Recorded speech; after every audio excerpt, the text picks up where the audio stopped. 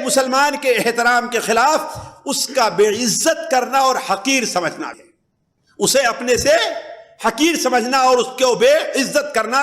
اللہ تعالیٰ نے صراحت کے ساتھ قرآن میں فرمایا ہے لا يسخر قوم من قوم عسى ان يكونوا خيرا منهم ولا نساء من نساء عسى ان يكن خيرا منهن۔ دیکھو مرد کچھ مردوں کو اپنے سے حقیر نہ سمجھیں، ان کا مذاق نہ اڑائیں۔ دیکھیے ساتھیو، دو چیز ہوتی ہے، ایک چیز ہے مذاق کرنا اور ایک چیز ہے مذاق اڑانا۔ مذاق کرنا شروط اور حدود میں جائز ہے، بلکہ بہتر ہے کبھی کبھی مذاق کرنا شروط اور حدود میں، بلا حدود بلا شروط کے نہیں، حدود میں اور شروط میں وہ جائز ہے۔ البتہ مذاق اڑانا قطعاً جائز نہیں ہے، مذاق اڑانا قطعاً جائز۔ مذاق اڑانا کیا ہے ساتھیو؟ مذاق اڑانا کیا ہے؟ یعنی انسان کسی کے ساتھ اسے صرف تھوڑا سا اپنے سے ہلکا حقیر سمجھتے ہوئے، ہے نا، اپنے سے کوئی ایسی بات کہے جس سے لوگ ہنسے، یا اسے کوئی ایسی بات کہے جس سے اس کو تکلیف ہو۔ مثال کے طور پر ایک شخص نائی ہو، ایک شخص قصائی ہو، ایک شخص حجام جلحا ہو، تو اس کو لوگ ہنسانے کے لیے او جلحے کیا کر رہا ہے تو، بنے گا نہیں، تھوڑا سا راک بنا کے دکھا دے تو۔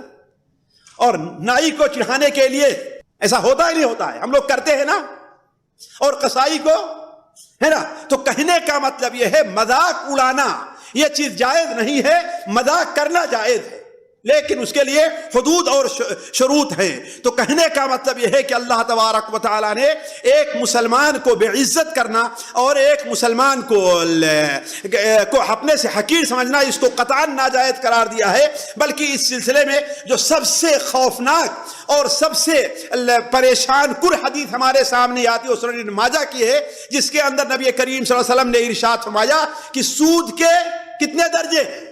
70 سے زائد ہیں۔ سب سے ہلکے درجے کا سود کیا ہے؟ اپنی ماں کے ساتھ، نعوذ باللہ من ذالک۔